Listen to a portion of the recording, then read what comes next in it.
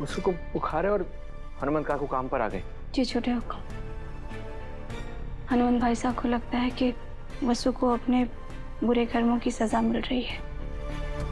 ये क्या बात हुई? बुखार है तो इसमें कर्म क्या करेंगे? वसु को दवाई और केयर की जरूरत है और आप भी उसे देखने नहीं गई ना।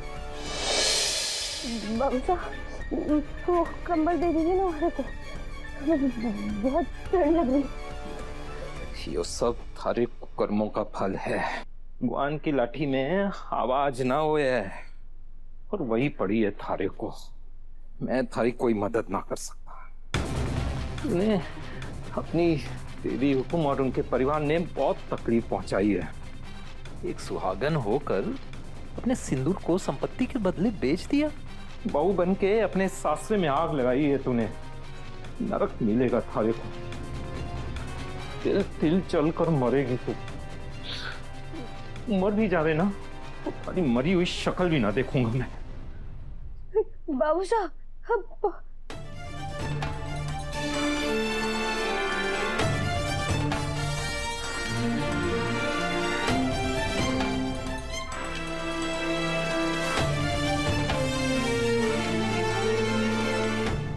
अम्मा, आज बहुत याद आ रही है थारी। आज थारी थोड़ी बहुत अकेली पड़ गई, यहाँ तक कि उसकी साहे ने भी उसका साथ छोड़ दिया।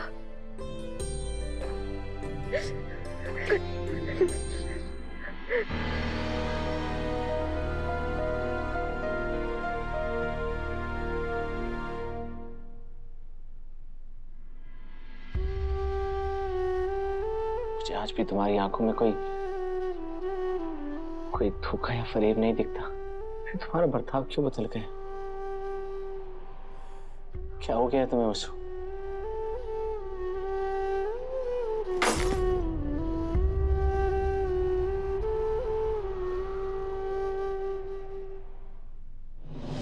सब ठीक तो है ना?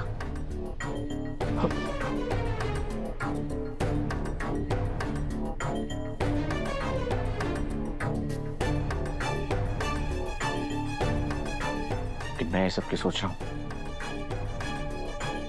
मेरा उससे कोई रिश्ता नहीं है, इसलिए मुझे उसकी कोई फिक्र नहीं करनी चाहिए।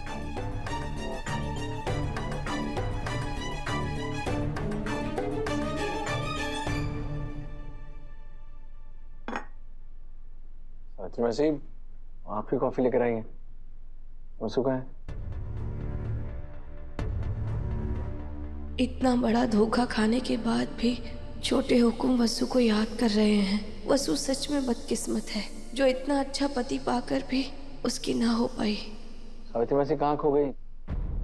बताइए वसु कहाँ है? वो ठीक तो है ना? छोटे हुकुम ठीक तो नहीं है। वो कल रात से उसको बहुत तेज बुखार है। अभी हनुमान भाई साहब काम पर आए तो बता रहे थे। बुखार? वसु को बुखार है और हनुमान काकू काम पर आ गए। जी छोटे हुकुम। हनुमान भाई साहब को लगता है कि वसु को अपने बुरे कर्मों की सजा मिल रही है। ये क्या बात हुई? बुखार है तो इसमें कर्म क्या करेंगे? वसु को दवाई और केयर की जरूरत है और आप भी उसे देखने नहीं गई ना। आप भी हनुमान काकू के लॉजिक में आ गई ना। नहीं छोटे हुकुम, मेरा अब उससे मिलने का मन नहीं कर रहा है। और वैसे भी वसु अब हम नौकरों में से नहीं रही। अब वो चौहान परिवार की बड़ी बहू है, आधी प्रॉपर्टी की मालकिन है। अगर वो चाहे तो शहर के बड़े से बड़े डॉक्टर को बुलवा सकती है। अगर मैं जाऊंगी तो उसकी कोई बात मेरे दिल को छू लेगी, मैं फिर से उसे कोसूंगी, इसलिए मेरा जाना ठीक नहीं है। मैं समझ सकता हूँ मौसी, आप जाइए। छोटे